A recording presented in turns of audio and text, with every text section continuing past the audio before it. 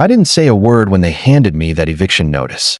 I just slid the 1923 water rights deed across the table and watched. 35 McMansions turned into lakefront property. The Willowbrook Estates HOA thought they could steal my grandfather's farm while I was deployed in Afghanistan.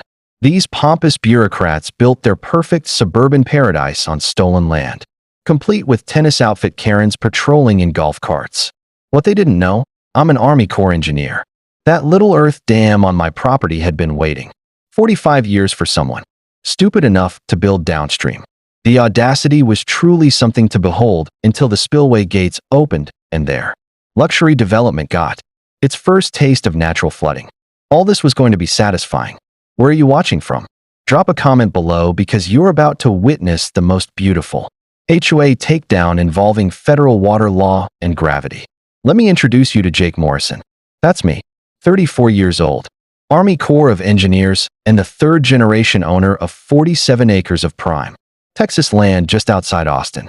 My grandfather, who we all called Pops, bought this property back in 1955 when Austin was still a sleepy college town, and barbecue joints outnumbered tech companies by about 0.000 to 1. Pops was the kind of man who believed in taking care of the land and the people on it. In 1978, he built a small earth dam on our property. Nothing fancy, just good engineering designed to collect rainwater for the cattle and help out our downstream neighbors during dry spells.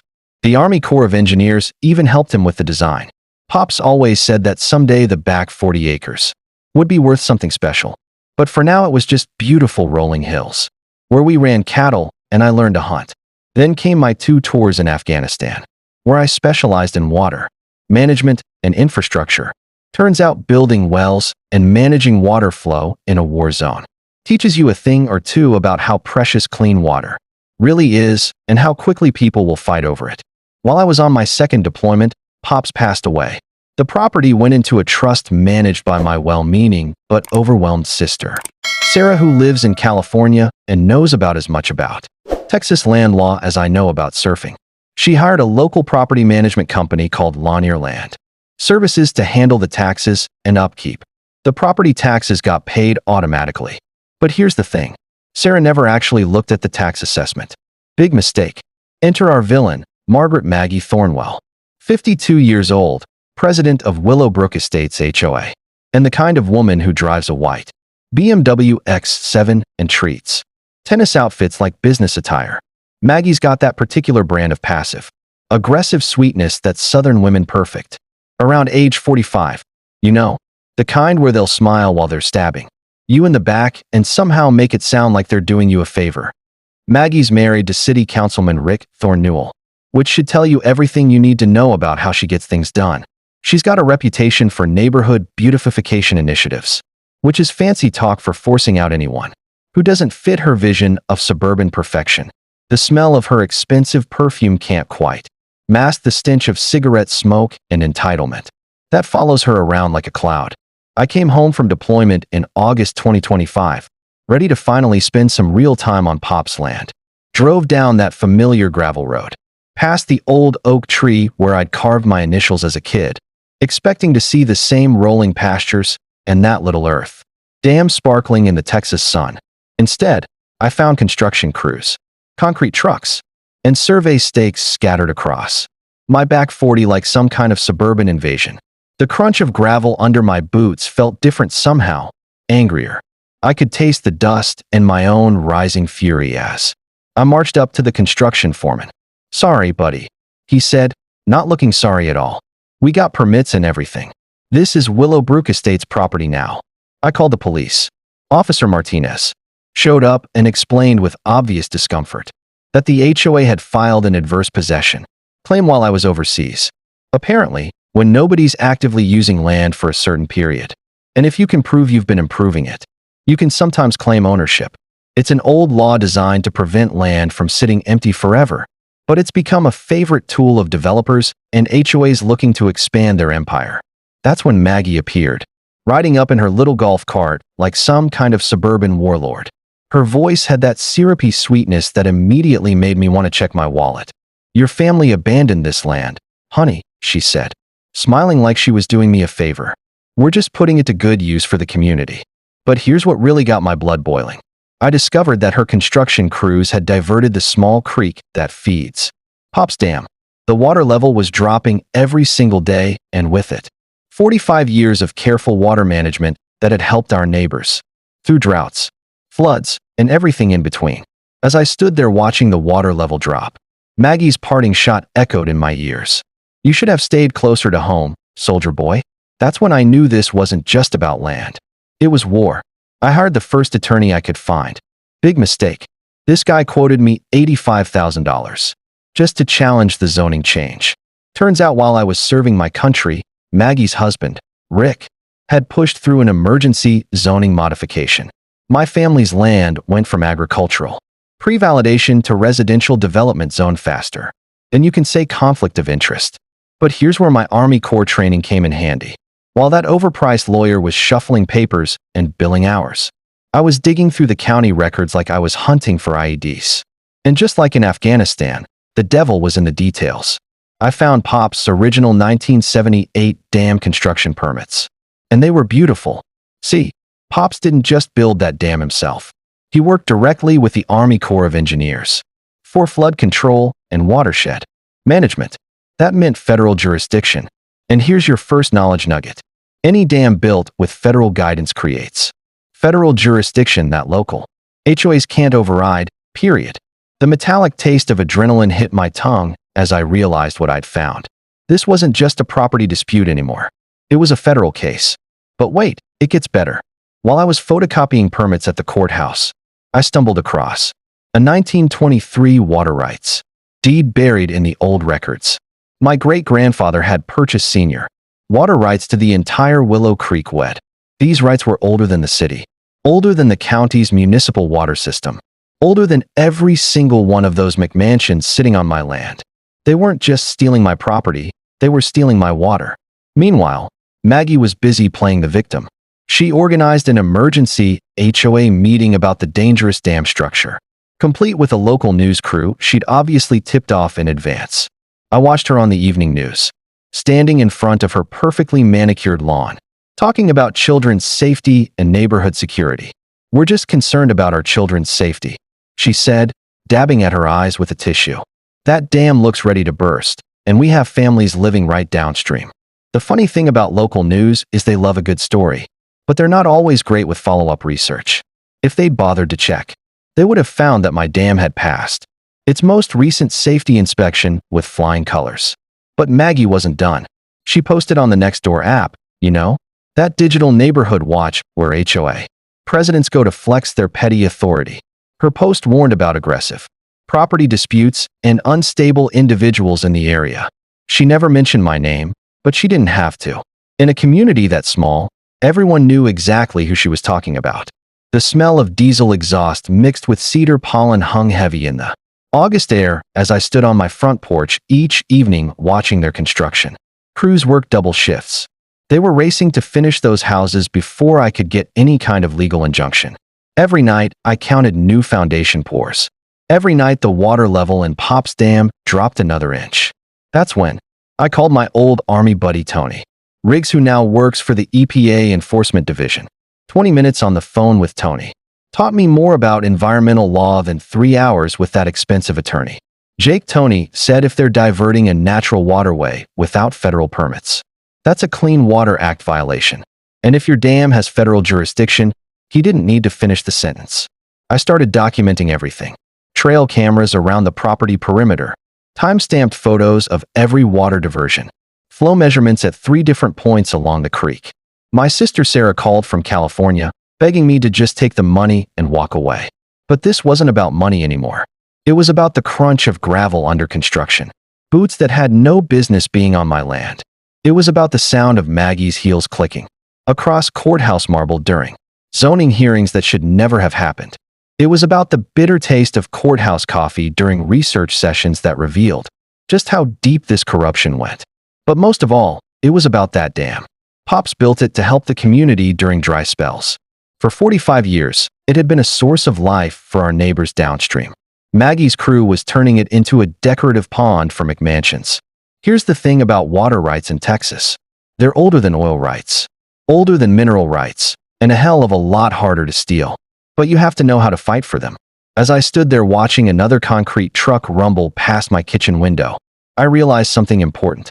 This wasn't going to be one in a courtroom with expensive lawyers and legal briefs. This was going to be one with engineering. Maggie decided to turn up the heat. She organized what she called a neighborhood safety patrol. 3 HOA board members in matching polo shirts, who parked at my property entrance, like some kind of suburban checkpoint. They photographed every visitor, wrote down license plates, and filed reports with the sheriff about suspicious activity. The harassment campaign was textbook intimidation. Loud music complaints when I ran my radio during farm work. Unsightly structures. Citations for my perfectly functional farmhouse that had been standing since 1962. Environmental hazards. Reports about my septic system that had passed inspection just 6 months earlier. But the real kick in the teeth came when Rick used his city council position to order a wellness check on me through veteran services. Apparently, I was a troubled veteran who might be struggling with readjustment issues. The social worker who showed up was apologetic but thorough. She had to check boxes on her clipboard, while Maggie watched from her golf cart like she was supervising a military inspection. That's when the coordinated bureaucratic assault began.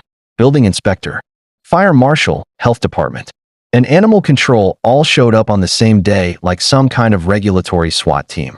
Each one found minor violations requiring expensive corrections. The building inspector, who happened to be a drinking buddy of Rick's, declared that my front porch needed $8,000 in foundation work. I recognized the squeeze play immediately. It's the same tactic they use in war zones to pressure local officials, overwhelm them with bureaucracy until they give up and cooperate. But two can play that game. While they were drowning me in paperwork, I was making some phone calls of my own. Tony Riggs at the EPA was very interested to learn that Maggie's HOA had never filed the required wetlands assessment before redirecting Willow Creek. Turns out any development that redirects natural waterways requires federal environmental clearance, even on private property, and the fines for violations start at $50,000 per day. The smell of fresh concrete curing in the summer heat reminded me every morning that I was running out of time. But my research was paying off in ways Maggie never expected. I discovered that their entire development had been built in what the Army Corps classified as a 100-year floodplain. Insurance companies had initially refused coverage until the HOA provided a flood mitigation plan. Their solution: permanently divert Willow Creek away from the new homes and let it flood my property instead. Here's your second knowledge nugget. Insurance fraud in development projects often carries criminal penalties, not just civil ones. When developers lie about flood risks to get coverage, that's federal mail fraud. The deeper I dug, the more I realized this wasn't Maggie's first rodeo. Her previous HOA in Houston had paid a $2.3 million EPA fine for an identical creek diversion scheme. She'd left town just ahead of the federal prosecutors and set up shop here in Austin, looking for new victims. Meanwhile, Maggie was spreading rumors about my mental health and violent tendencies. She hired a private investigator to dig up dirt on my military service and organized a petition, demanding the city condemn my property as a public nuisance. "We have children playing in these neighborhoods," she told the local paper. "We can't have unstable individuals threatening our safety." But while she was busy playing the victim, I was building alliances. I connected with other HOA victims through online forums and discovered a pattern. Maggie's HOA had absorbed 6 smaller properties through similar tactics over the past 3 years. Each time, the story was the same: pressure, harassment, bureaucratic warfare, and mysterious zoning changes that always seemed to benefit Rick's construction company. I partnered with my elderly neighbor, Mrs. Chun, whose family garden had withered since the creek diversion. I met Miguel Santos, whose family farm had been res-zoned out of existence by Rick Thornewell 2 years earlier. These weren't isolated incidents. They were part of a systematic land grab that had been going on for years. The vibration of heavy machinery through my farmhouse floorboards became a daily reminder of what I was fighting for. Every morning, I watched concrete trucks rumble past my kitchen window. Every evening, I documented the water theft that was slowly killing Pop's Dam, but I was also preparing. I installed water flow meters at the dam outlet and creek diversion points. I calculated the exact volume of water being stolen. 1,200 gal per day, worth $47,000 annually. In agricultural water rights. The gritty texture of sand between my fingers as I tested creek bed sediment told the story. Better than any lawyer could. This wasn't just theft. It was environmental destruction on a massive scale. And then I got the certified letter. The city was planning to seize my property through eminent domain for public safety. The hearing was scheduled in just 2 weeks. Maggie's quote in the paper made her strategy crystal clear. Sometimes you have to protect the community from itself. But as I stood at my bedroom window that night watching storm clouds gather on the horizon, I realized something important. Those weren't just rain clouds building up. They were opportunity. Maggie went nuclear. Rick fast-tracked an eminent domain hearing scheduled for just 2 weeks out. And suddenly the HOA was offering me $180,000 for property assessed at $890. 000. The message was clear. Take the lowball offer or lose everything. The local newspaper ran a hit piece. That made me sound like some kind of domestic terrorist. Troubled veteran blocks community progress was the headline, complete with a photo that somehow made my farmhouse look like a cracked den and me look like I hadn't slept in weeks. But Maggie's master stroke was the photo op. She staged it perfectly. 20 concerned mothers, holding children near my property line with a professional photographer capturing their worried faces while my farmhouse loomed menacingly in the background. The Facebook post went viral with the hashtag #ProtectOurKids. Our children deserve safe neighborhoods. She told the Channel 7 News crew. Not whatever issues he brought back from war. You know what? She was right about one thing. I did bring something back from war.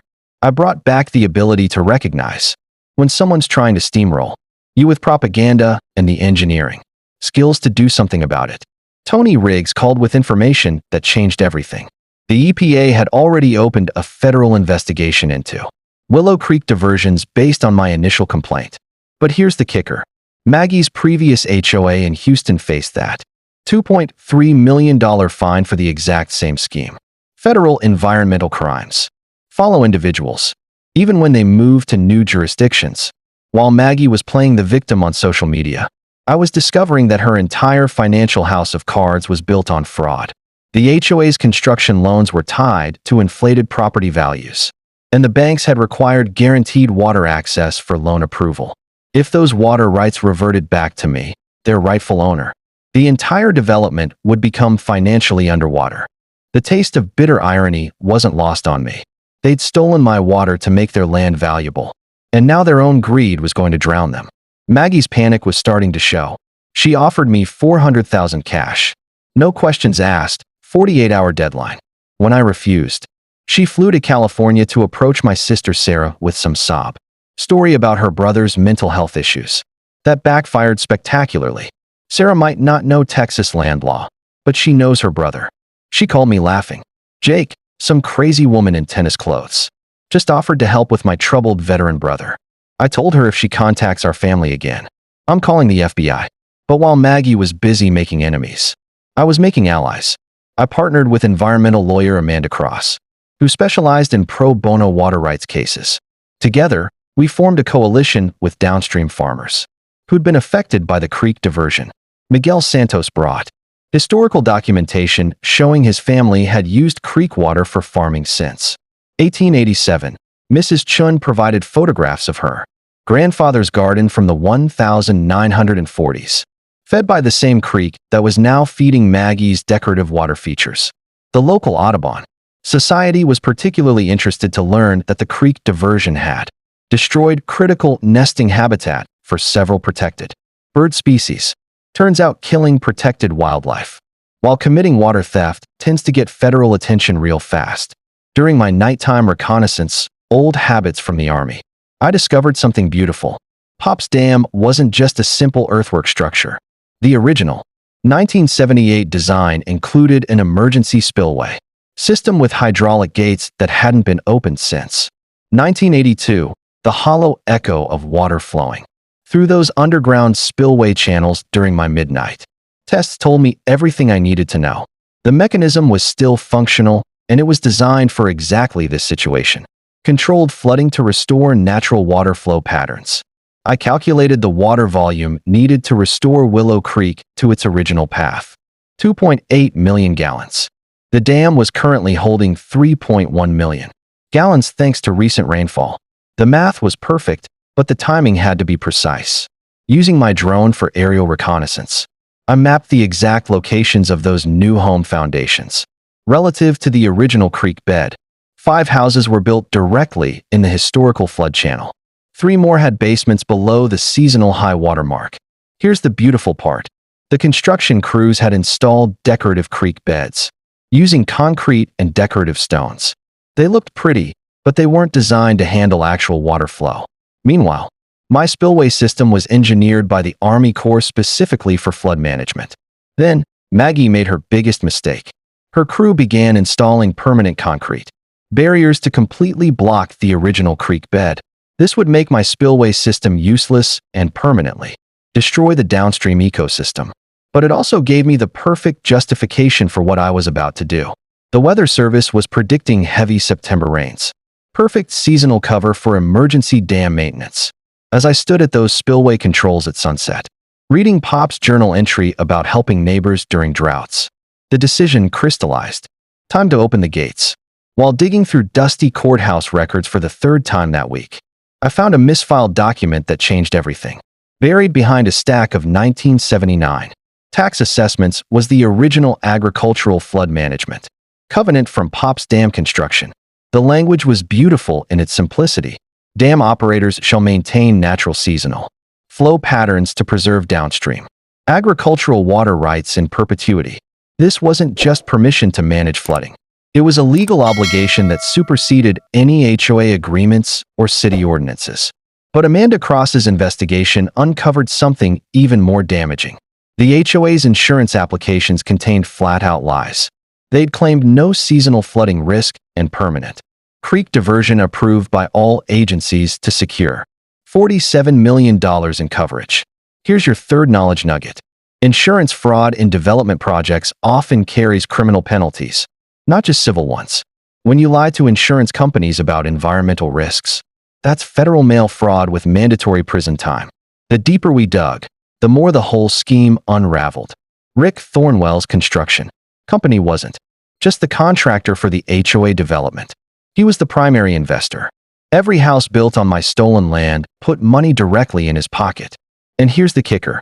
He'd never recused himself from a single city council vote that benefited his project. Pony rigs shared EPA findings that made my blood boil. The creek diversion had killed the entire population of Guadalupe Bass, a protected species that had thrived in Willow Creek for generations. Texas Parks and Wildlife had documented the fish kill, but somehow the report got lost in Rick's office before it could trigger federal prosecution. They weren't just stealing land and water, they were destroying an entire ecosystem. But the real smoking gun came from Amanda's banking contacts.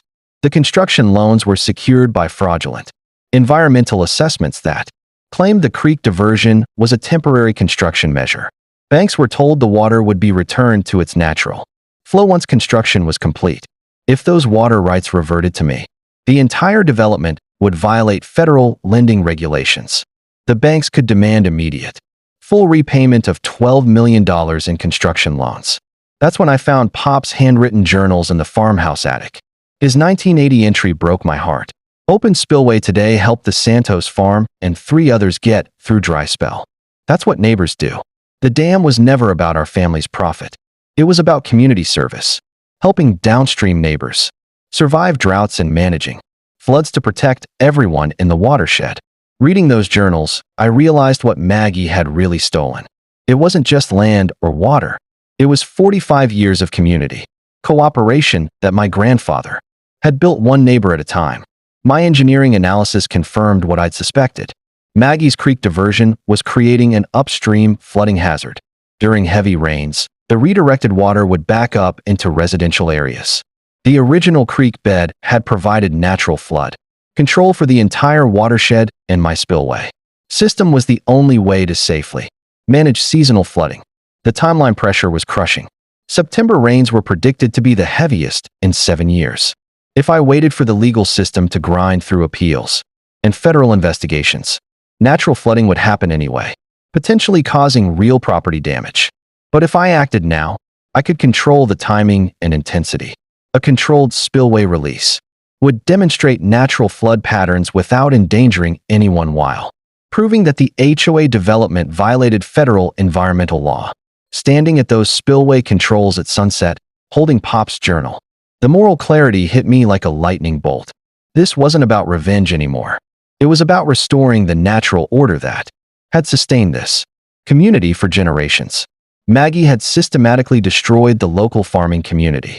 Miguel Santos lost his family's century-old farm. Mrs. Chin's ancestral garden withered. Without creek water, 3 other families were forced to sell generational properties to Rick's eminent domain schemes. But the federal environmental investigators were scheduled to visit next month. Perfect timing. If I could demonstrate natural flood patterns before their inspection, it would prove the HOA development violated multiple federal laws.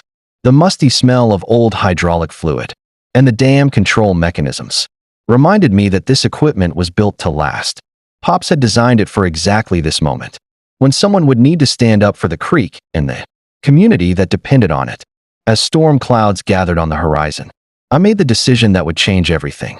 Time to honor Pop's legacy and open those gates. You don't just open a dam without a plan. This wasn't revenge. It was a military operation with legal cover, environmental justification, and community support. First, I assembled my team. Amanda Cross coordinated the legal strategy, filing additional federal complaints to ensure maximum media attention when the spillway opened. Tony Riggs provided federal cover, guaranteeing that EPA investigators would witness what he called our natural flooding demonstration. Miguel Santos documented 40 years of downstream agricultural damage, providing historical testimony about seasonal flooding patterns that proved the creek diversion was destroying generational farming operations. Mrs. Chin offered her property as a staging area and brought credibility as the community's most respected longtime resident. Amanda's legal strategy was brilliant. She filed an emergency agricultural water rights restoration motion, arguing that the dam covenant legally required me to maintain seasonal flooding for downstream agriculture. We weren't breaking the law, we were following it. Here's a crucial knowledge nugget. Agricultural water rights often supersede residential development rights, especially when you have historical documentation proving prior use. The key is having ironclad paperwork that predates any development claims. My technical preparation was pure Army Corps engineering. I created detailed spillway operation plans with precise calculations. Controlled release starting at 6 a.m., gradual increase over 4 hours, peak flow at 10 a.m. The water volume was calculated to demonstrate natural flooding patterns without causing structural damage to anything except Maggie's illegal concrete barriers. Safety was paramount. I posted warning signs 24 hours in advance and personally notified the volunteer fire department. This wasn't some reckless flood. It was a carefully controlled demonstration of how water naturally wanted to flow. Amanda contacted environmental reporters from the Austin American, Statesman, and local TV stations. Miguel arranged for community members to witness the agricultural water restoration. The strategy was simple.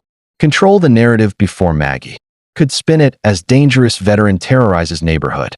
Our intelligence network was straight out of a spy novel. Mrs. Chin monitored HOA activity through the neighborhood gossip network. Never underestimate little old ladies with time on their hands. The local diner waitress, who happened to be Miguel's cousin, reported on city council closed-door meetings. My army buddy at Fort Hood provided surveillance, drone support for legal documentation. While I was rebuilding spillway controls with modern hydraulic systems, Amanda was waging financial warfare. She contacted insurance companies with evidence of fraudulent applications, arranged for banking regulators to review construction loan documentation, and prepared whistleblower complaints about Rick's conflicts of interest. The beauty was in the timing coordination. Weather Service confirmed heavy rains in 72 hours. Amanda scheduled federal environmental inspection for the same week. Miguel arranged for the agricultural extension agent to document downstream benefits. A perfect storm of natural weather, federal oversight, and community support, all converging at exactly the right moment. But I knew Maggie's psychology. She always escalated when pressured. so I prepared for her predictable responses. Emergency HOA meeting, media smear campaign. Probably a restraining order filed through her corrupt judge friend. Amanda drafted preemptive legal responses to each expected attack. The evidence preservation was crucial. I compiled comprehensive photo documentation of the current creek diversion, recorded video testimony from affected farmers and neighbors, and gathered historical photographs showing original creek bed and seasonal flooding patterns. Amanda secured everything in federal court filings for legal protection. Safety protocols included coordination with the volunteer fire department, communication with downstream residents, and detailed notices posted in English and Spanish. I even created an evacuation plan. We wouldn't need just to demonstrate responsible management. The economic warfare was Amanda's specialty. She tipped off state banking regulators about construction loan irregularities, contacted the Texas Attorney General about insurance fraud evidence, and prepared a civil RICO lawsuit alleging a pattern of racketeering. Here's another knowledge nugget. Coordinated regulatory pressure often forces settlement faster than individual lawsuits. When multiple agencies investigate simultaneously, defendants can't fight on all fronts.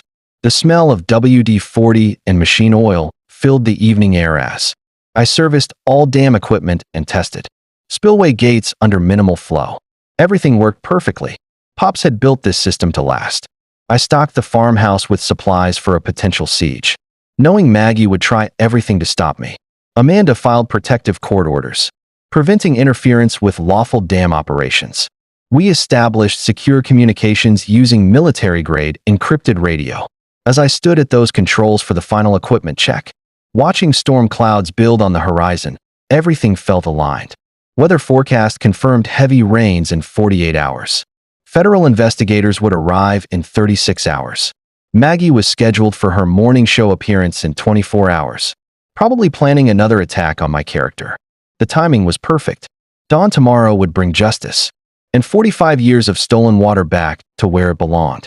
Maggie's desperation reached new levels when she hired private security to patrol my property perimeter. These weren't just rent-to-cops with flashlights. These were the same tactical gear wannabes who work private military contracts and think HOA disputes are combat zone.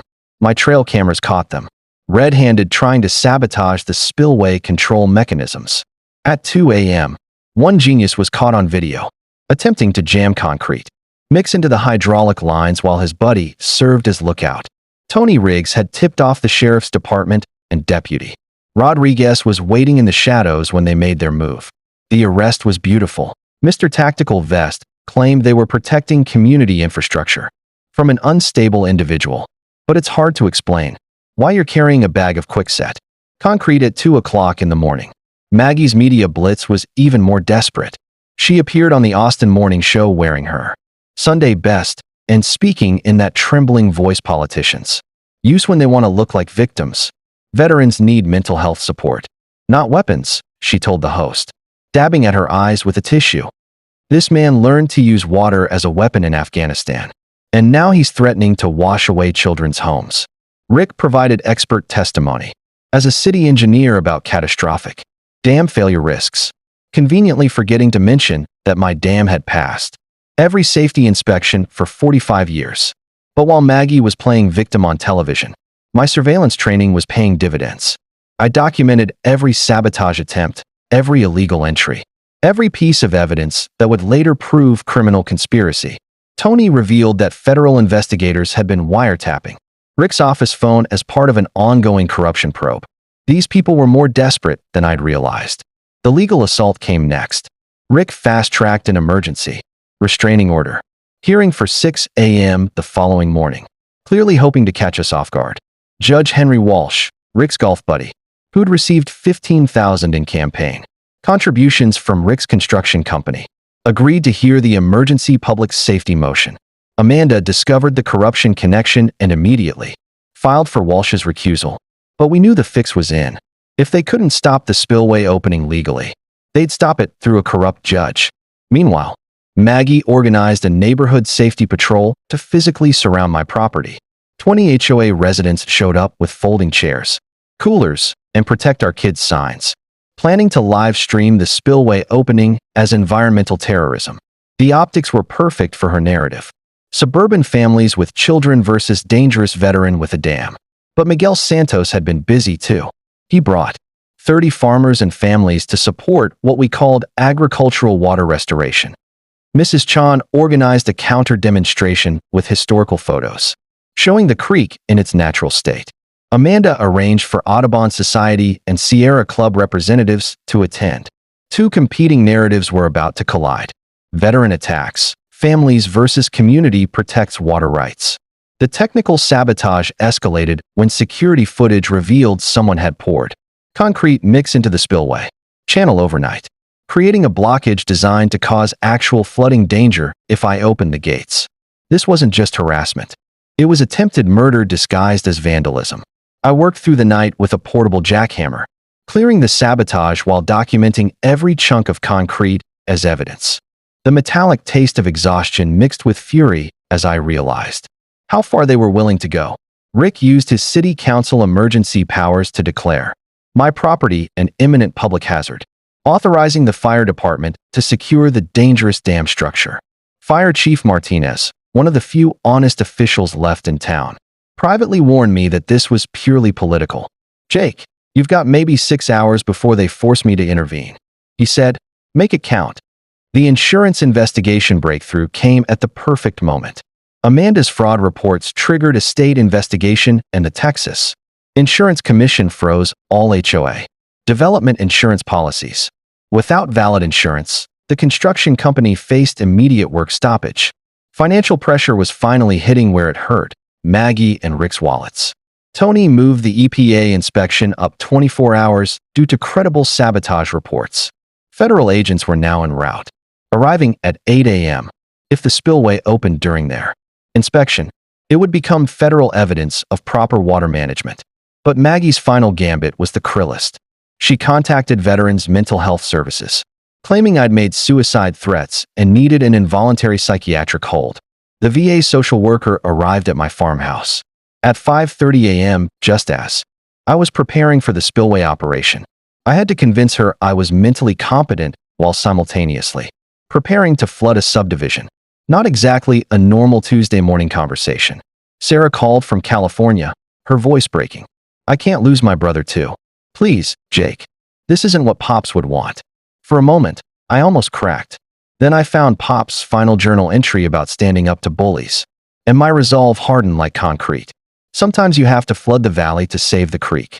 At 7:02 a.m., with federal agents watching and the morning sun painting the sky orange, I opened the spillway gates to 25% capacity. The sound was magnificent.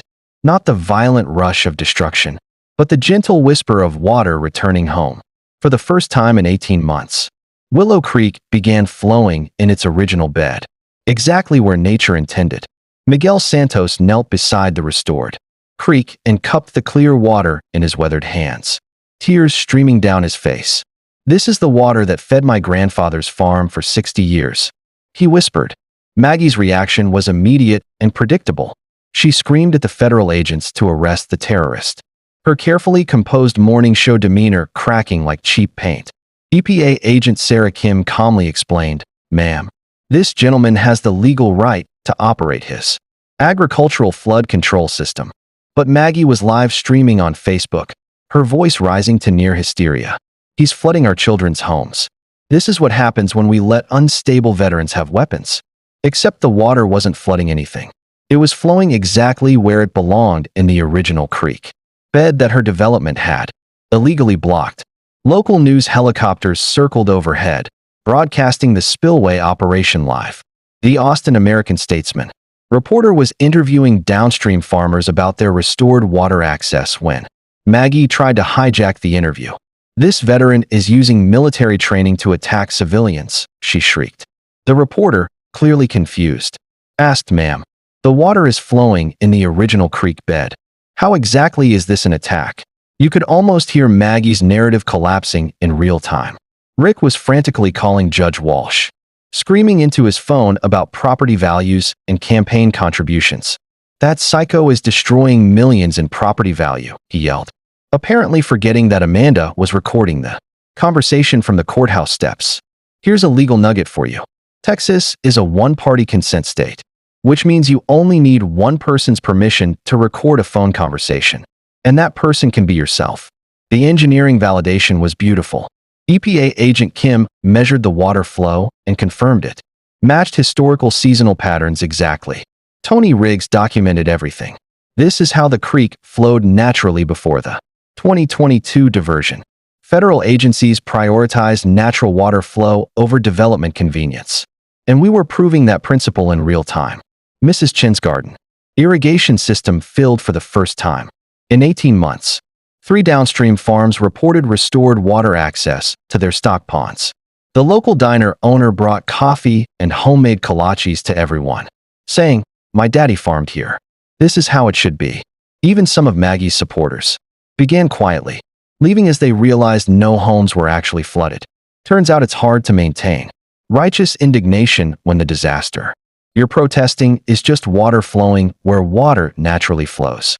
The insurance collapse accelerated when the construction company received a cease and desist order from state investigators. All work stopped on the HOA development pending the fraud investigation. Maggie discovered her own homeowner's insurance might be voided due to fraudulent water access claims. The financial house of cards was collapsing faster than a dam made of playing cards. But Maggie wasn't done fighting. She called Rick in a panic. "Get your trucks down here and block that spillway." Rick, apparently having learned nothing from the arrest of his security team, sent 3 concrete trucks to accidentally spill their loads across the creek bed. Federal agents immediately arrested the truck drivers for interfering with a federal environmental investigation. Turns out interfering with federal environmental enforcement is a felony, not a civil matter. The technical success was everything I'd calculated. Water flow stabilized at optimal levels for agricultural and environmental needs. No flooding of residential areas. The creek stayed within its natural banks, exactly as 45 years of seasonal patterns had proven it would. My Army Corps engineering had been perfect. The political fallout was swift.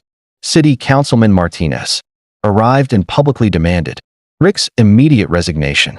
"This corruption has made our city a laughingstock," he announced to the gathered media. "You're done." Federal investigators expanded their probe to include RICO charges for systematic land fraud. Tony told me later, "This is the smoking gun we needed for criminal prosecution." But the sweetest moment came when Maggie realized her $2.3 million investment was now worthless without fraudulent water access. She screamed at me across the creek, "You've destroyed everything. 35 families." My response was calm, measured, and loud enough for every camera to catch. "No, ma'am. I restored everything. Your families can buy water rights legally just like everyone else has to." Maggie stormed off, threatening federal lawsuits that would never materialize. As Miguel's extended family arrived with homemade tamales and cold beer, and Mrs. Chun brought a traditional Chinese tea ceremony to bless the restored creek, I realized something important. This was never about revenge. It was about community. The kind Pops had built one neighbor at a time, one drought at a time, one act of generosity at a time. The media narrative had shifted completely. Environmental groups hailed the spillway operation as a model for ecosystem restoration. The original veteran floods. Neighborhood story became community. Reclaim stolen water. Sometimes the truth flows as naturally as water finding its way home. Judge Walsh's courtroom at 2 p.m. was packed tighter than a can of sardines. Media crews, farmers, HOA residents, and federal agents filled every seat with overflow crowds. Watching through the windows, you could feel the electricity in the air. This wasn't just a legal hearing. It was a community reckoning. Maggie arrived with a 3-piece suit army, high-powered Houston attorneys, expert witnesses, and enough legal firepower to take down a small government. She traded her tennis outfit for a conservative black dress and pearls, playing the role of concerned community leader defending innocent families. I showed up with Amanda wearing a simple button-down shirt and Pop's old cowboy hat. Sometimes the best armor is just being comfortable in your own skin. The gallery was divided like a wedding gone wrong. HOA supporters on the left clutching their Protect Our Kids signs. Foaming community on the right with weathered hands and determined faces. Maggie's attorney opened with dramatic flair. presenting photos of muddy construction sites and claiming $2.7 million in flood damage from my spillway operation. They wheeled in a psychiatrist who'd never met me, but was happy to diagnose combat revenge fantasies based on newspaper clippings. Your Honor, the attorney declared, gesturing toward me like I was a war criminal. This disturbed veteran is using military engineering knowledge to terrorize innocent families. He's turned water into a weapon of mass destruction. The courtroom buzzed with whispers until Amanda stood for our response. She presented the 1978 Agricultural Flood Management Covenant that legally required seasonal flooding. EPA agent Kim took the stand and testified that my spillway operation had restored natural water flow patterns without causing any actual property damage. Historical photographs proved current water levels matched 60 years of natural seasonal patterns. Here's your final knowledge nugget. Legal water rights documentation always trumps recent development claims, especially when you have federal environmental agencies backing your position. Then Tony Riggs took the stand as EPA enforcement officer. His testimony was devastating. The HOA development had violated 3 separate federal environmental laws, committed systematic insurance fraud, and destroyed protected wildlife habitat. Judge Walsh squirmed in his seat as federal crimes were detailed in his courtroom. You could see him calculating whether his political loyalty to Rick was worth potential federal prosecution for obstruction of justice. The breaking point came when Amanda called Rick as a witness. Under oath, he admitted to fast-tracking zoning changes while I was deployed overseas and revealed his financial stake in the construction company. When Amanda played the recorded phone conversation about destroying property values, Rick exploded. "This is a federal setup," he screamed, storming toward the exit. "We did nothing wrong." His own words captured on audio proved the conspiracy better than any prosecutor could. But the real emotional power came from community testimony. Miguel Santos described 3 generations of farming destroyed by the creek diversion, his voice breaking as he talked about his grandfather's dreams dying with the stolen water. Mrs. Chin showed photographs of her family garden, lush and green before the diversion, brown and withered after. Her quiet dignity spoke louder than any legal argument. Fire Chief Martinez testified that the spillway operation was professionally executed with 0 safety violations. Downstream property owners confirmed their agricultural water access had been fully restored. Then Maggie took the stand for what became her final performance. "He came back from war damaged, Your Honor," she said, pointing at me with trembling fingers. "He's taking revenge on innocent families using psychological warfare against children," she claimed. I'd threatened her safety and described the spillway operation as environmental terrorism, designed to destroy property values and traumatize residents. When Amanda called me to testify, the courtroom went silent. I presented Pop's journals documenting 40 years of community water sharing, explained my Army Corps engineering calculations, and spoke directly to Judge Walsh. "Your Honor, I didn't flood anybody. I restored a creek that was stolen from my family in this community for 45 years. The mic drop moment came when Amanda presented final evidence. Documentation of Maggie's Houston HOA paying $2.3 million in EPA fines for an identical creek diversion scheme. The federal prosecutor stood and announced a criminal investigation into interstate water fraud conspiracy. The courtroom erupted as the scope of the corruption became clear. Judge Walsh had no choice. He denied all restraining order requests, ruled that my spillway operation was legal and beneficial, and ordered the HOA to cease all interference with federal environmental investigations. His warning to Rick was pointed. This court will not obstruct lawful federal environmental enforcement. As federal agents escorted Rick from the courthouse while banking, investigators served additional warrants. Maggie found herself surrounded by reporters with nowhere to hide. She refused all comment and sped away in her BMW, probably already calling moving companies. I emerged to cheering crowds of farmers, environmentalists, and curious townspeople who'd witnessed justice flowing as naturally as water finding its way home. Amanda announced the federal RICO investigation at an impromptu press conference, while Miguel thanked me on behalf of every affected family. My statement was simple. This was never about revenge. It was about doing right by the land, and the people who depend on it. 6 months later, justice flowed as naturally as the restored creek. Rick Thornwell pleaded guilty to federal conspiracy charges and got 3 years in federal prison. Maggie faced $8.7 million in civil penalties and filed for bankruptcy. Faster than water rushing through an open spillway. The construction company paid $12 million in EPA fines and got banned from all federal contract work. The HOA dissolved completely, and residents formed a new community association focused on environmental stewardship instead of suburban tyranny. My property value restored to $1.2 million after the federal environmental designation made it more valuable than any suburban development could. The $340,000 settlement from the insurance fraud investigation went to a good cause. I bought Miguel's family farm at tax auction and returned it to him debt-free. Environmental restoration often increases property values more than development ever could. The community transformation was the real victory. The restored creek now attracts tourism, kayaking, bird watching, and fishing where McMansions were supposed to stand. Mrs. Chin's garden became a demonstration site for sustainable agriculture, and 3 downstream farms reported their best crop yields in a decade. The local diner became unofficial headquarters for the Willow Creek Restoration Association, where farmers and environmentalists planned the next fight against corporate water theft. The environmental success exceeded every expectation. Protected Guadalupe populations recovered to pre-diversion levels within 4 months. The Audubon Society documented 12 bird species returning to restored wetland habitat.